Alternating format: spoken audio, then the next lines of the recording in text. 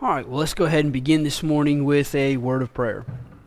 Our Father and our God, we're grateful to be in your house together with your people around your word, worshiping our Savior. We thank you for the grace, the mercy, the love, the justice that was poured out at Calvary, of which we are beneficiaries. And we long to praise you as we ought, O Lord. Pray that you would help us, purify us, Lord. Pray that you would give us understanding this morning as we consider the Hebrew language, and pray that you would bless it to our understanding and the understanding to the use of it, that we might come to know more of your word, that it might lead us and guide us all the days of our life. We pray in your name. Amen.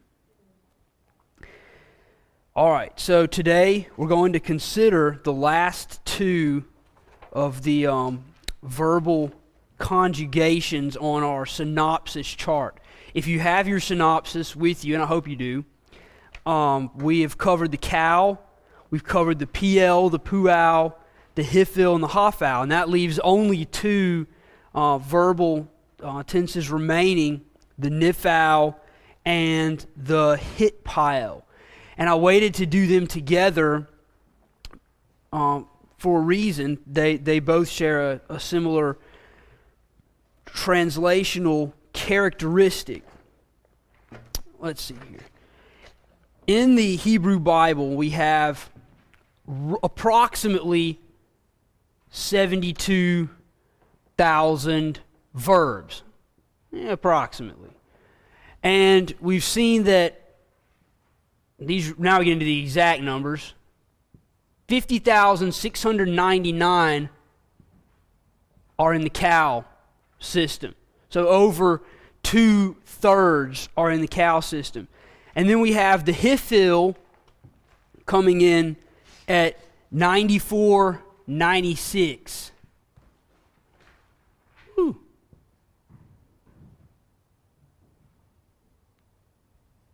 There we go. 9496 for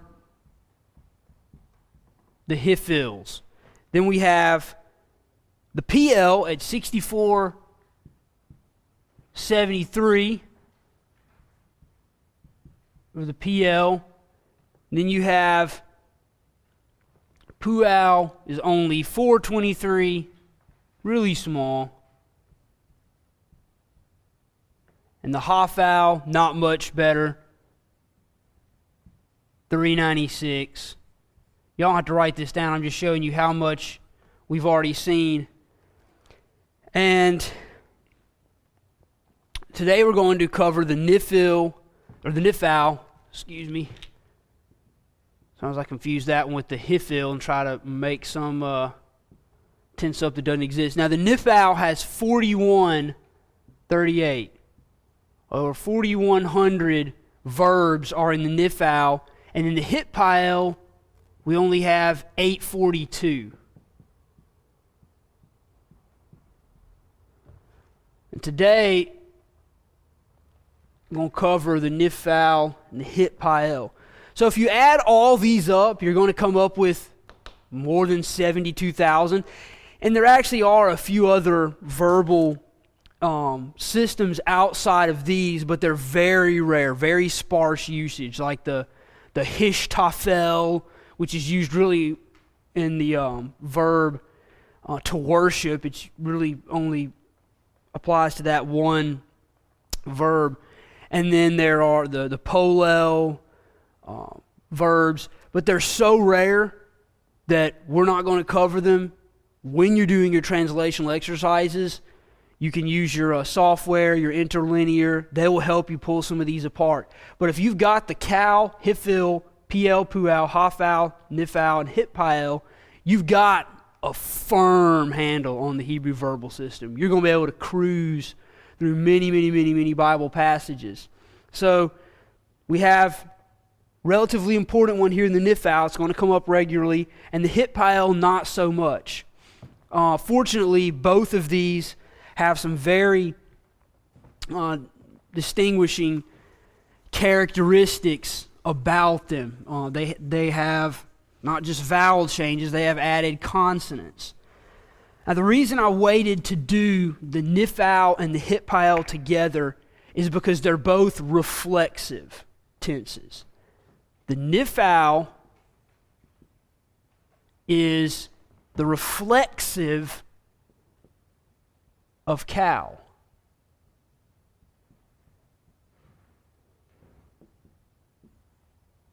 Now, for translational purposes, reflexive means the subject of the verb is doing the action of the verb to themselves. I'll write that on the board for you.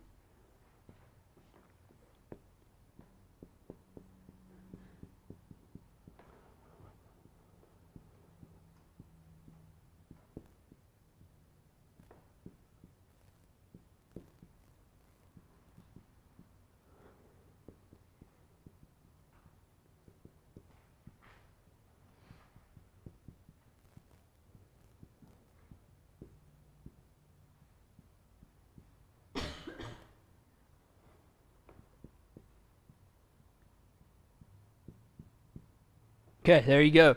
Reflexive means the subject is doing the action of the verb to themselves. Okay, so for the Nifal, we've been looking at the word katal, to kill. So if you look on your synopsis, we see the conjugation right there, the Nifal perfect.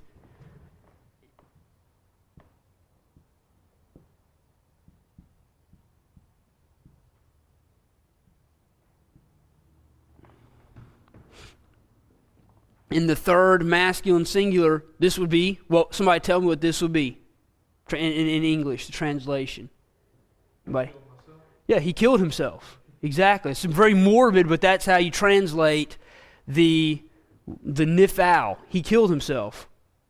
It's reflexive. The subject is doing the action of the verb to himself or herself. And in the Nifal, you have the nun with the heroic preformative. Again, as we've seen with the other verbal systems, the name of the verbal system in Hebrew reflects something of how it's conjugated. It's tipping you off as to these are the vowels and or consonants that are being used in this verbal system. So Nifal, you want to think of the nun with the heroic preformative. Now, if you look at your synopsis, the nun does not always appear. When you have a preformative, in the case of the imperfect, if you've got your synopsis there in front of you, what do you think happened to the nun there? Exactly. It's a weak consonant. It dropped out, and it left a note of absence in the form of the dagesh in the cough. And when we look at our paradigm, which I hope you have your printout, the STEM paradigms, the strong ones. Yeah, if you got the study guide, you've got that there. But we're going to look at the Nifal on that. I don't have any more to hand out, so if you happen to forget, I apologize. Sorry about that. But the nun is not always going to stick around. In the perfect, the Nifal perfect, it's going to be present in all of the tenses. But when we get to the imperfect, you're going to see that nun disappear, and usually it's going to leave a dagesh. So, the Nifal, reflexive, you always want to translate it with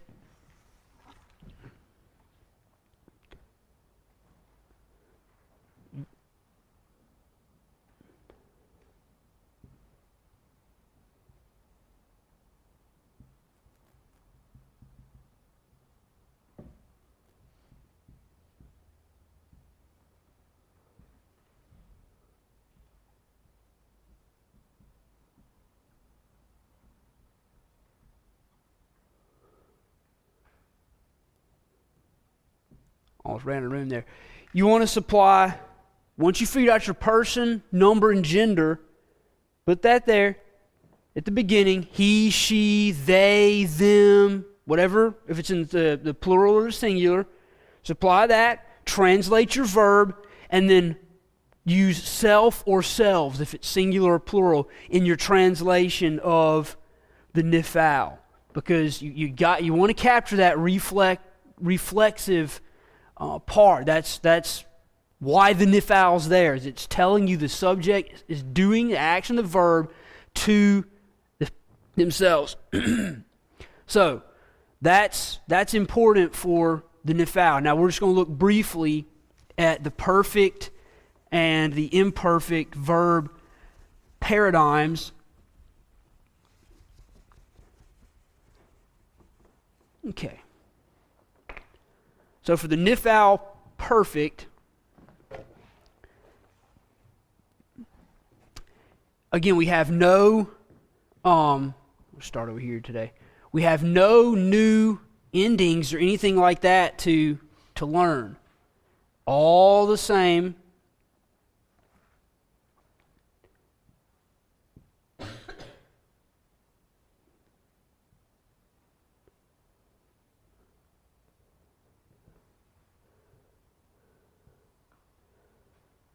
We have our first common singular,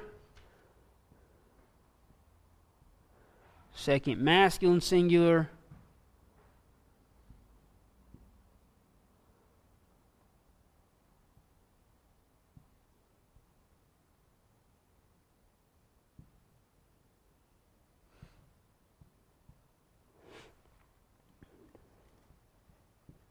may have to do just the singulars first and then the plurals.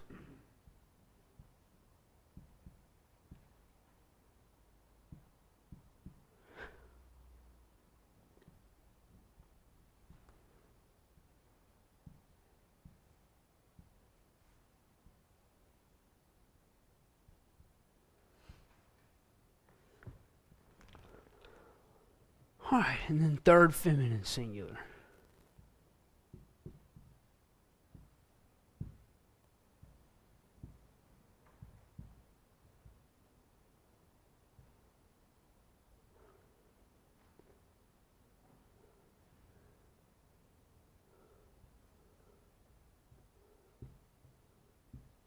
So we see in the perfect that the only thing that's added is the non-preformative. All of our perfect suffixes are still the same. Nothing's changed there. We just have this characteristic none. That's going to tip you off when you see that non-performative. That this is a nifal. Now there is the possibility you might think, this is actually there's an imperfect tense that uses a non-performative. What's the person, number, and gender of that one? The imperfect, it's the first common plural, actually uses the non-performative. So if you check on your paradigm, you'll see the first common plural has the non-performative. You might think, that's a plural imperfect. Well, just look at the end. Does it have one of the perfect endings in the singular or in the plural? So there's the singular. If you want to write that down, that's fine. You've got it there on your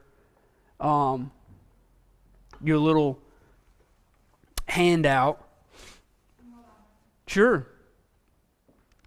But there's no new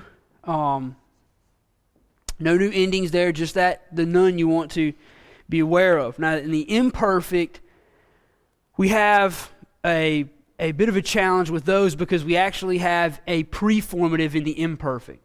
In the perfect, we have the affirmatives, we have the consonants and the vowels and shavas and so on that appear at the end of a word. Well, in the imperfect, we have the preformatives that appear at the beginning. Now, we have a verbal system like the nifal that has the performative none. When you have those two performatives, they're going to be in a bit of a battle with each other oftentimes. And weak consonants are going to disappear. You're going to have doggishes start to appear. Verbs start to change. So there is... Yeah, vowels. I'm sorry. Did I say verbs? Good catch. Vowels will start to change. So that can be a bit of a challenge. So we're going to look at the whole imperfect paradigm. Now, may have to do the singulars and the plurals for this one because I don't have a bunch of room on the board. But I want you to see that even when the Nifal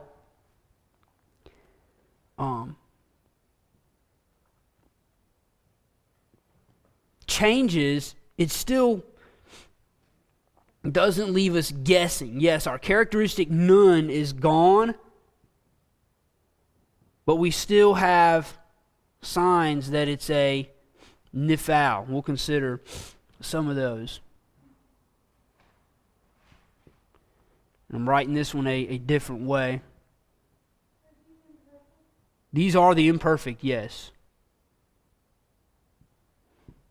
The imperfect of the Nifal.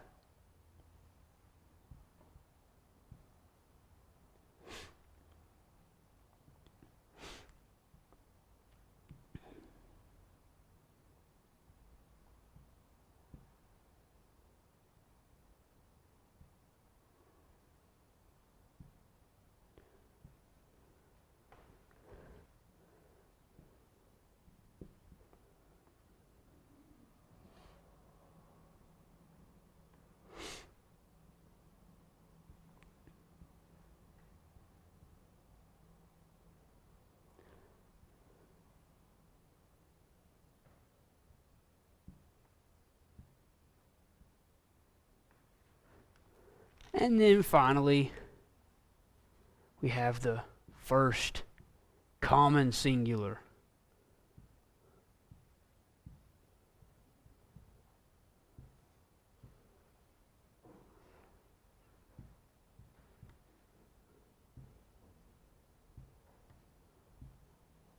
Okay, now let's talk about this paradigm a little bit.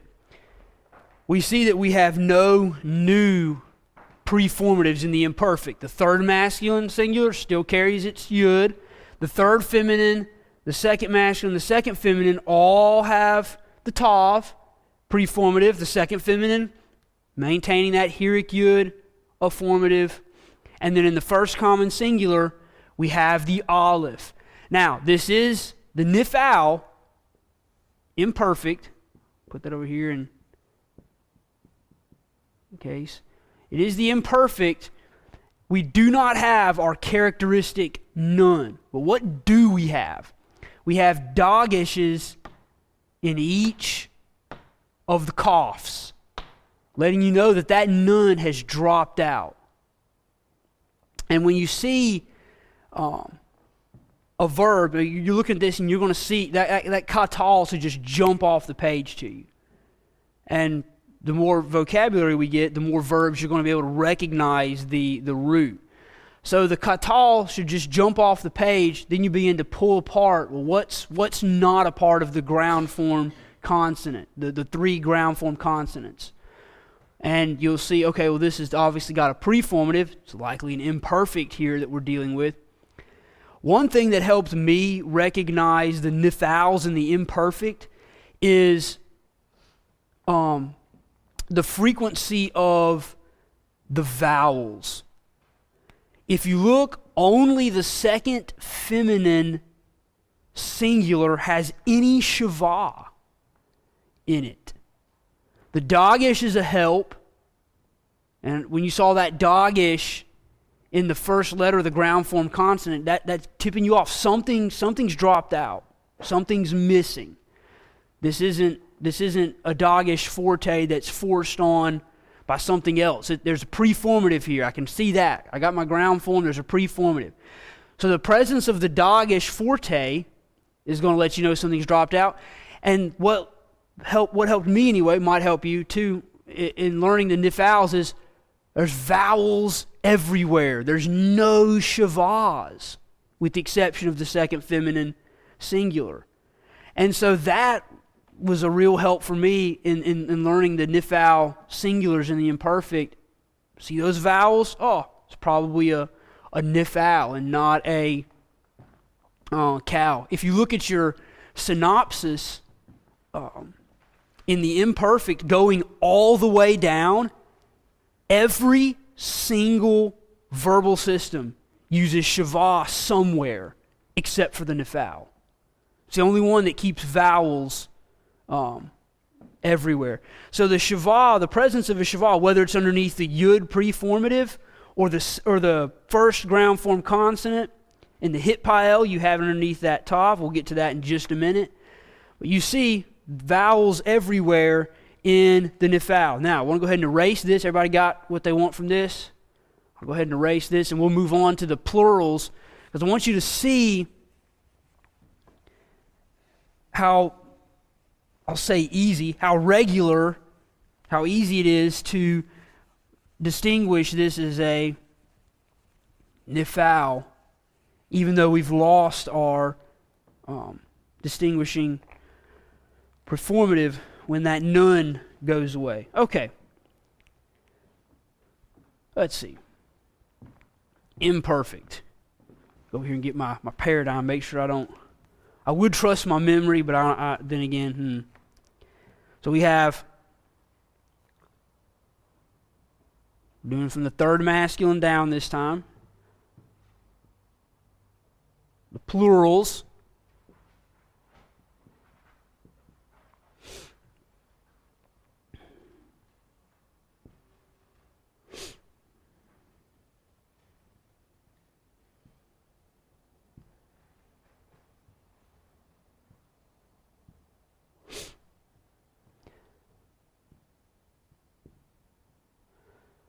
The plural imperfects, they're always so big, bulky. They have the preformatives and the affirmatives, so they've got a lot of baggage.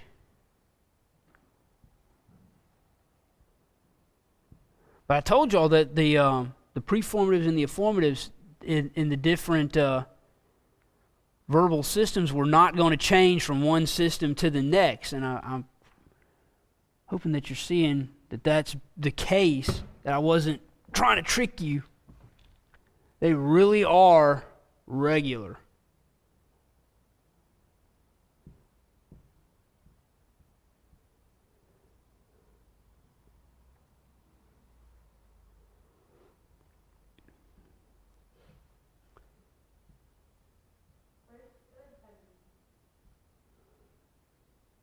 Oh, good point.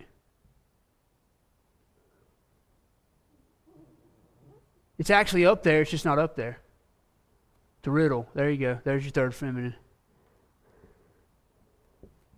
Remember, in the imperfect, the third and the second feminine are the same. Good catch, Ethan. I saw that as a second feminine in my mind, and that was right, but I did leave out the third feminine, which was right. But there we go.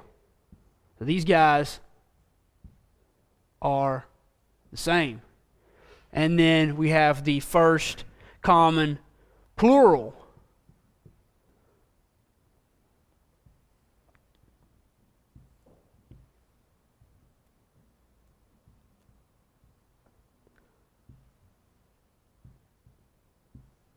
Okay, so there you go. So you have the third, second, and then the first person. In the third plural, we still have our characteristic, forgot my doggish in that cough there. Okay. Whew. Didn't have to erase anything. So we see all the way down, again, doggishes in the cough. We have line in the tav, the begad kafat. The cough is not begad kafat. It's taking that forte, letting you know the nun has gone. Still have our yud, shurek, for the third masculine plural. Third feminine, we have that massive nah ending there. Both of those. Second masculine, we have the tav with the shurek. So you have shureks in the masculine plurals. And then the first common plural. Now this looks very similar to the nifal in the cow. We do have a few differences though. We have a kaf with a shavah in the nifal perfect, and then it's a patak, not a sere, underneath the tet. So even though the consonants are all the same, the vowels are letting you know this is an imperfect conjugation. It's not the nifal perfect. The nifal perfect was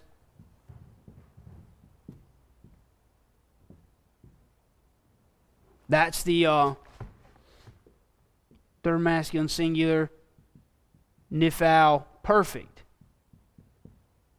There you get to see them together. Same consonants, vowels are different, and you have a dagish. So that's letting you know, don't be caught by that one. The nun preformative, you want to keep that in your mind. That's the first common plural imperfect preformative. Lock that down. Don't change that.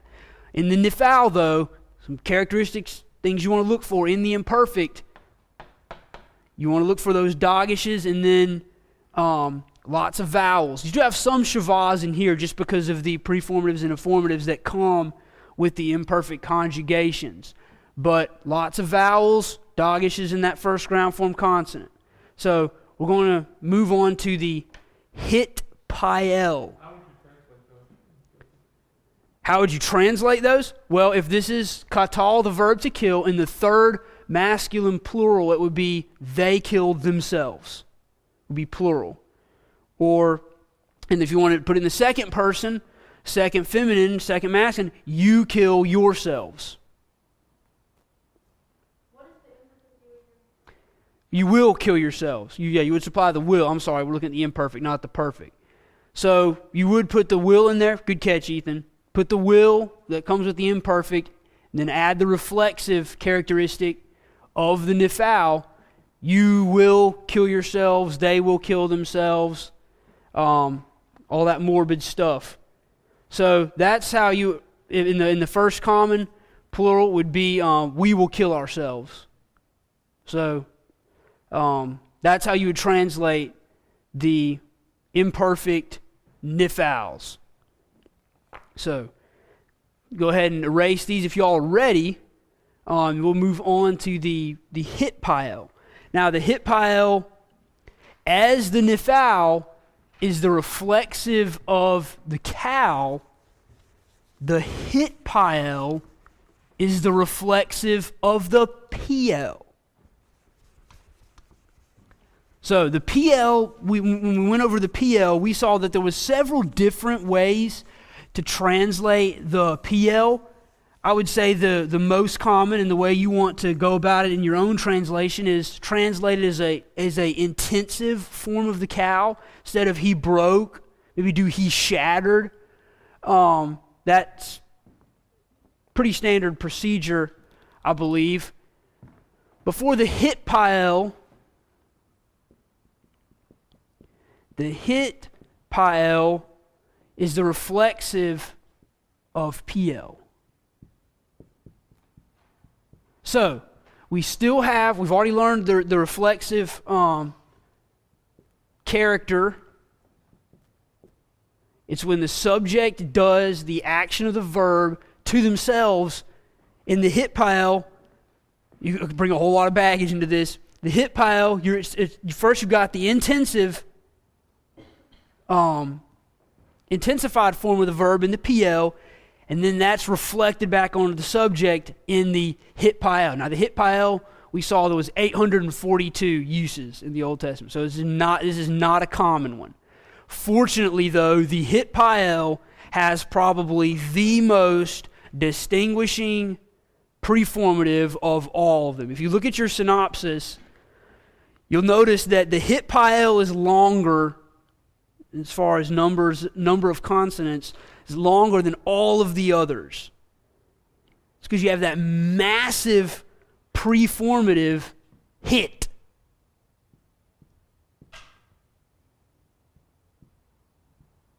You got this big old preformative in the Hitpael.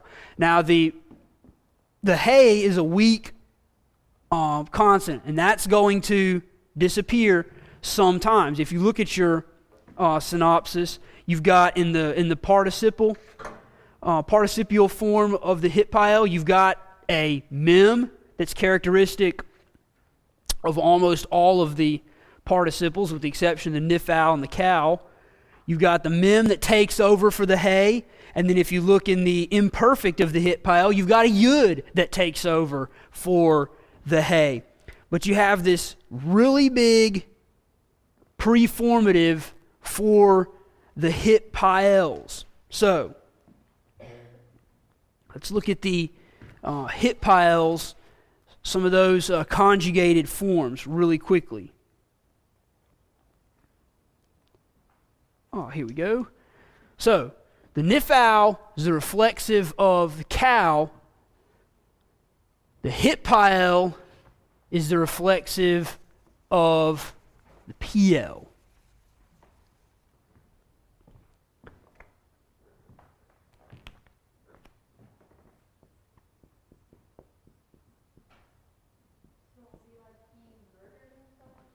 Right. Yeah, he slaughtered himself. I mean, we're getting more morbid by the lesson. So, Hitpael, reflexive of PL. Now, let's look at some conjugations really quickly. We'll just look at the perfect singulars, and then we'll jump to the imperfect. So, in the third masculine singular, which is the common form,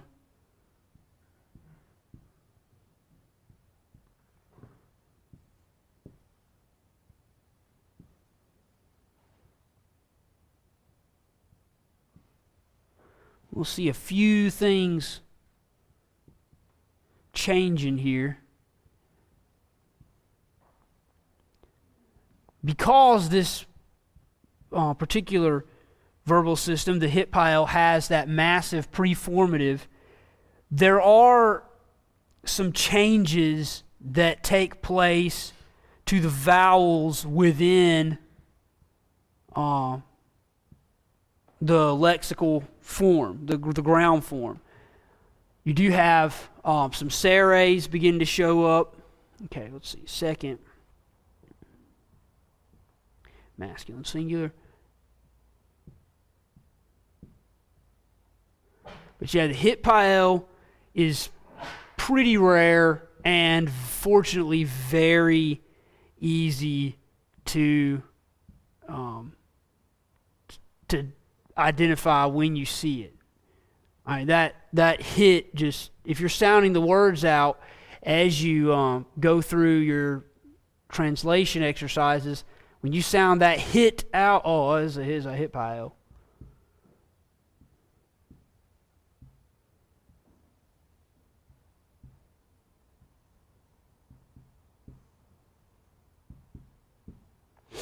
There you go. And then first common singular. So we've learned already that the hey preformative can be the definite article. And so if you just take a quick glance at the Hebrew word, you might see that hey with the here, you can think, oh, this is a definite article. But if you keep working through, you'll find that because of that tav that follows, and then it'll end up being a verb, not a noun, you'll end up seeing that, oh, this is a Hitpael. So, yes, when you see a hey, especially with an A-class vowel, go ahead, assume that's the article till you prove yourself wrong. But in the Hitpael, we have the hit in the perfect all the way down. Again, no new suffixes in the perfect. They're all the same. So, made good on that promise. But we do have in the within the ground form consonants, we have several things going on. You'll see in the tet, you've got doggish appearing, a doggish forte. you've got a sere in the third masculine, and then you start getting into the suffixes, and it starts causing some changes. Like the third feminine supplies a vowel on the end, so that goes to a shava. And you've got patox underneath the tet and the cough in the second person, as well as the first. So there are some changes, but the Hitpael, I mean, it's so Hitpaelish that it pretty much gives itself away. Now we'll look really quickly at some of the imperfect forms before we go on to vocabulary. So yeah, how you would translate the Hitpaels, yeah, just intensify the lexical meaning of cow. So from killed to murdered, slaughtered, dark as your imagination goes, and then supply the person, number, and gender of the verb you're working with, and then make it reflect onto the subject. So we're going to go to the imperfects now, look at a few of those. If you've got your study guide, I believe this gives you, or the handout that I gave you, yes, this gives you the Hitpaels, the last form, on your little strong verb handout, the little bookmark. If you go over the far right column is the Hitpael, and it gives you all the conjugated forms there. And we're going to look just at the singulars because we're running out of time. So we're going to look at the imperfect singulars of the Hitpael just to see what we've got going on here.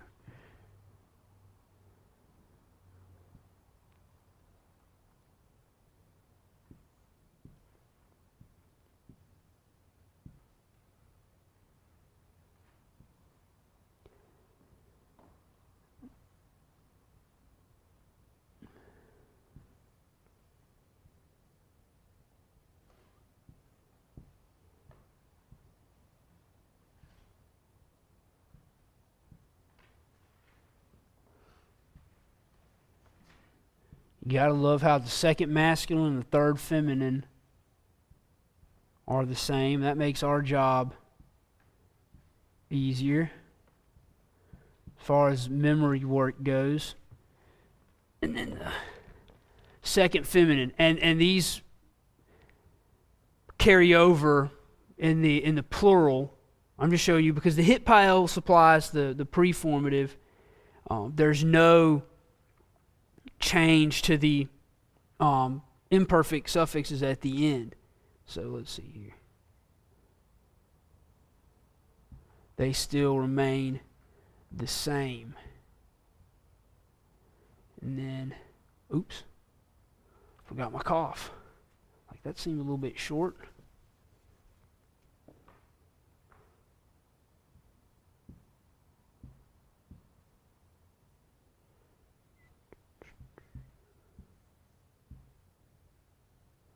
And then the first common. Big old Aleph Segol.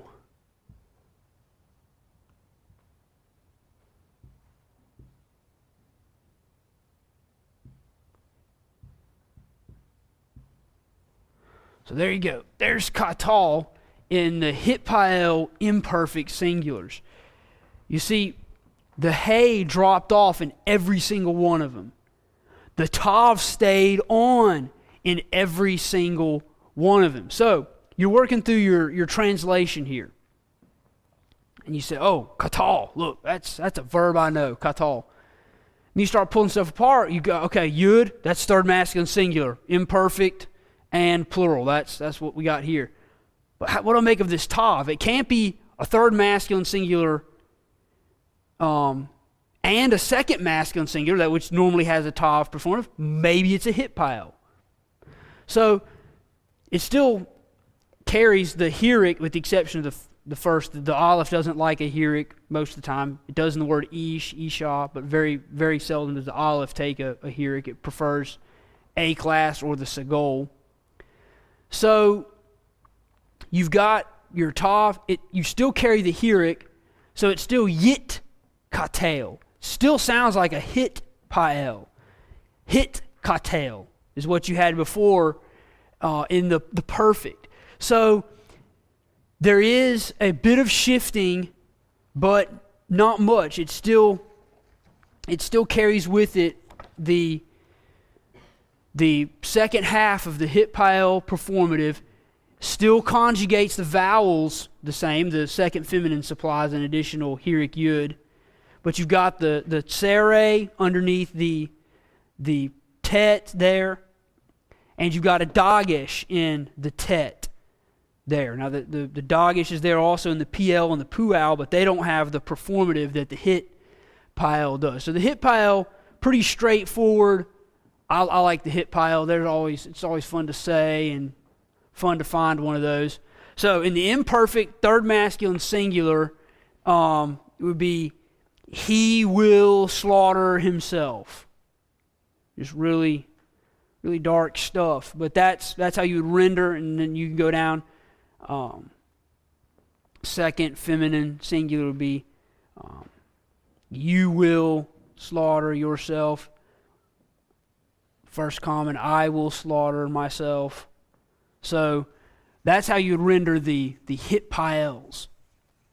Now, I want to show you one more thing. Check my time before we close with the Hitpael. This is going to make you go, oh no. It's okay.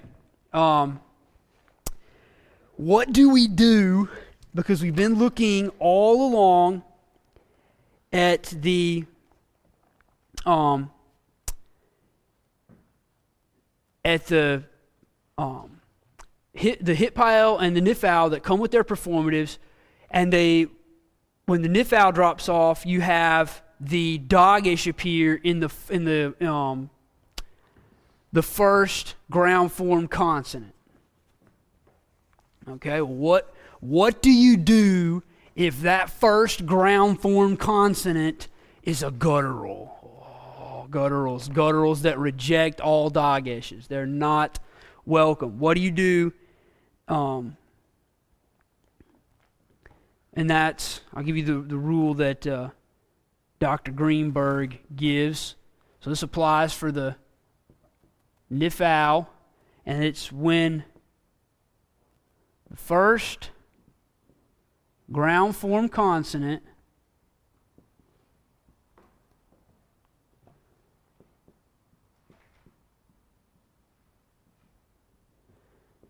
is a guttural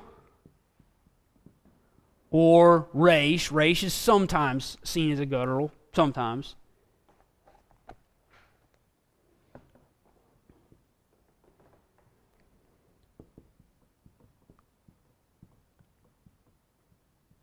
In the imperfect and in imperative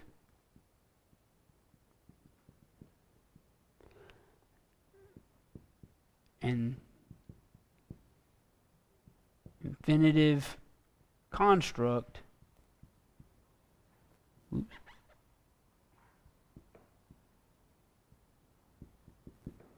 The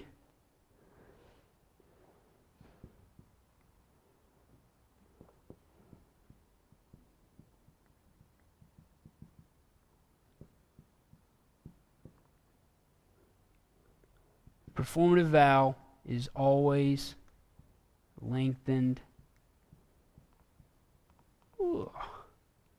to tsere.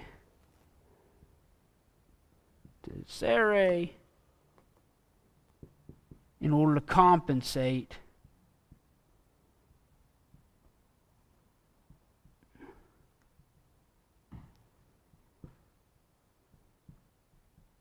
for the lack of lengthening in the guttural. Okay, so there's your novel.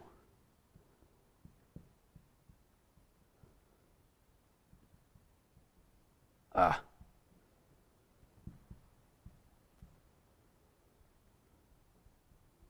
I'll give you an example.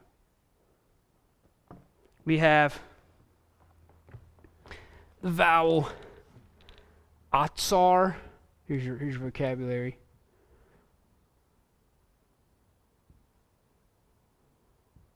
That's to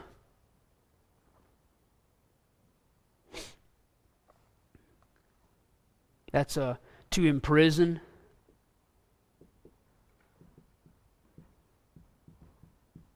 To imprison. But we want to put it in the Nifal. Because we got that aleph, it's guttural, doesn't like. Doesn't like those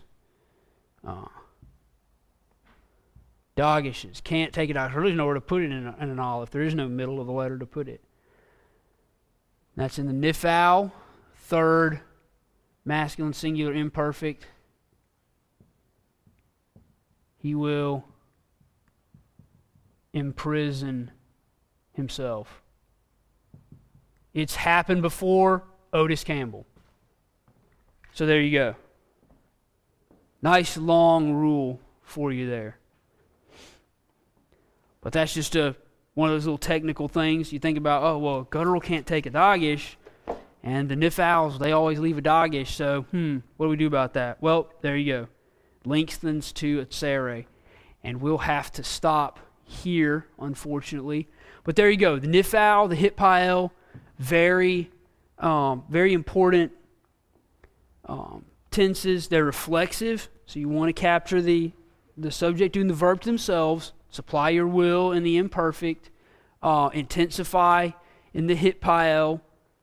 But Nifal and Hitpael. So even though the Nifal loses its performative, still should be pretty easy to identify there. And I'll leave this up. I want to erase it. So if y'all need to keep writing on that one. Well, let's go ahead and close with a word of prayer. Our Father and our God, we thank you for this day. We thank you for the opportunity to gather together. Pray that you would bless Pastor Little as he brings your word to us. Pray that you would fill him with your spirit and with power. Bless the preparations he's made. Pray that you would purify us, that the worship we offer might be acceptable in your sight. And we pray these things in your Son's name for his glory. Amen.